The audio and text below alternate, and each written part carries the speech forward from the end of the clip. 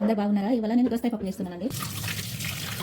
Water ఇగో 2 దోసకాయలు, ఇగో 1 ఉల్లిగడ్డ, పచ్చిమిర్చి ఇగో 2, కరివేపాకు, లాస్ట్కు కొత్తిమీర వేయాలి.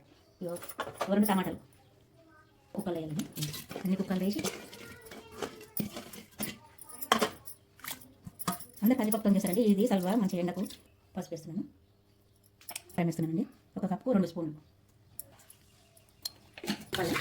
కలిపినాక నీళ్ళు సరిపోతుంది కదా చూసుకొని ఇంకా కొన్ని పోసుకోవాలి. పొయ్యి ఆన్ చేసి పొయ్యి మీద పెట్టేస్తున్నా. 2 చూసాక తీసుకున్నా చూడండి. మరి మెత్తగా కాకుండా పలుపు కాకుండా ఇట్లా ఉంటుంది.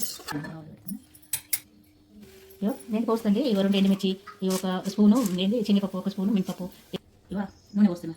అన్నీ వేపిస్తున్నానండి. అన్నీ ఇక్కడ కలిపేసి ఇంకా రవ్వలు పోయినాక కొంచెం అంతా పసుపు వేయండి. ఇది కొద్దిగా 2 నిమిషాలు 3 నిమిషాలు ఉడికినాక బంద్ చేసేయండి.